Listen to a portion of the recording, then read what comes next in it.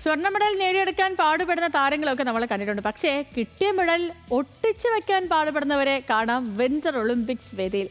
പപ്പടം പോലെ പൊട്ടുന്ന മെഡലിനെതിരെ പരാതികൾ ഉയർത്തുകയാണ് താരങ്ങൾ.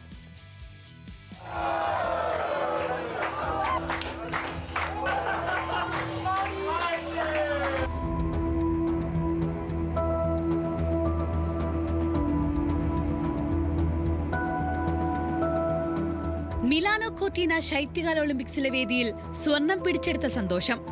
ജർമ്മൻ താരങ്ങൾ ആഘോഷിക്കുന്നതിനിടെ ഒന്ന് ചാടിയപ്പോൾ മെഡൽ താഴെ.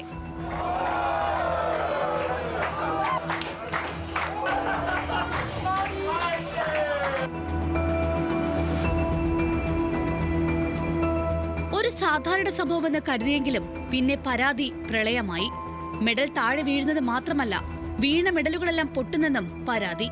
സ്വർണമെന്നോ വെള്ളിയെന്നോ വെങ്കലമെന്നോ വ്യത്യാസമൊന്നുമില്ല, എല്ലായിടത്തും പരാതി.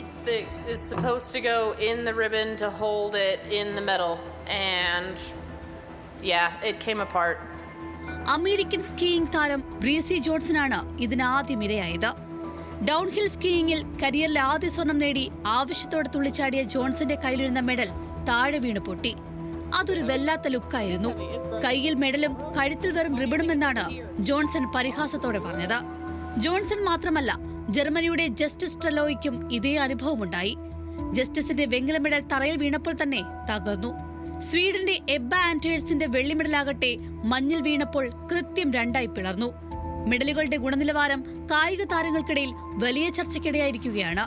സംഭവം വഷളായതോടെ മിലാനോ കോർട്ടിന അധികൃതർ അന്വേഷണം പ്രഖ്യാപിച്ചു. അത്ലറ്റുകൾക്കെല്ലാം മികച്ച നിലവാരമുള്ള മെഡലുകൾ തന്നെ നൽകുമെന്ന് സംഘാടകർ ഉറപ്പു നൽകി. അതിനിടെ ജോൺസന് പുതിയ മെഡൽ ലഭിച്ചെങ്കിലും തന്റെ പഴയ തകർന്ന മെഡൽ നന്നാക്കി കിട്ടുമോ എന്ന പ്രതീക്ഷയിലാണ് താരം. മിലാനോയിലെ മഞ്ഞുവീഴ്ചയേക്കാൾ പൊട്ടുന്ന മെഡലാണ് താരങ്ങളുടെ വെല്ലുവിളി. Sports desk, news Malayalam.